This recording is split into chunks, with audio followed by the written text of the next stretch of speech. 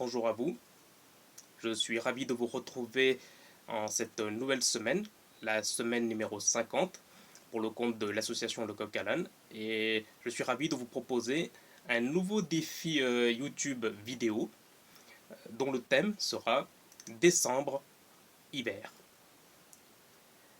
Alors le but de ce défi, ce sera de construire un texte autour de ce thème, donc décembre, hiver. Mais vous allez le faire selon le principe de la phrase alternée.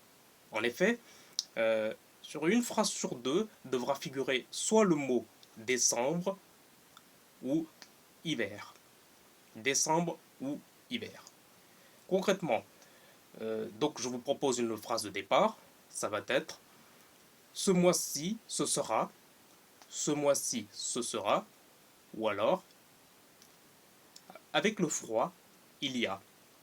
Avec le froid, il y a. Donc vous choisissez une des deux phrases.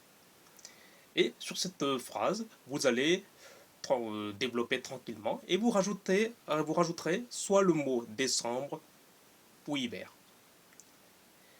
Et une fois que vous avez terminé cette phrase, vous allez enchaîner avec une autre, donc c'est à la suite, et vous emploierez le mot que vous n'avez pas employé. Donc si dans la première phrase vous avez employé le mot décembre, dans la seconde phrase vous emploierez le mot hiver.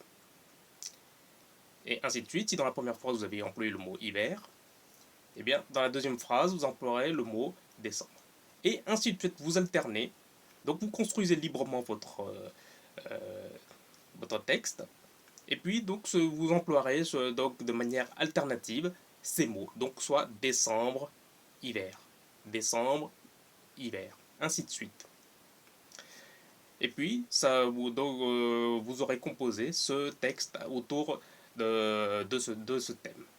Alors ça peut être bon, évidemment, donc on vous propose ce thème-là. Vous pouvez fort bien faire un texte au sens propre comme au sens figuré, c'est-à-dire que vous pouvez aussi faire un texte par métaphore. Le principe est totalement libre, à part bien sûr cette contrainte de la phrase donc du mot alterné. Donc un mot qui figure sur une phrase, mais qui ne figure pas sur l'autre phrase, et c'est l'autre qui figure. Voilà. Et bien voilà. Euh, Donc, à votre plume, à votre créativité. Et puis, comme toujours, je serai ravi de lire vos textes et puis de les rassembler sous forme de recueil, comme je le fais chaque semaine.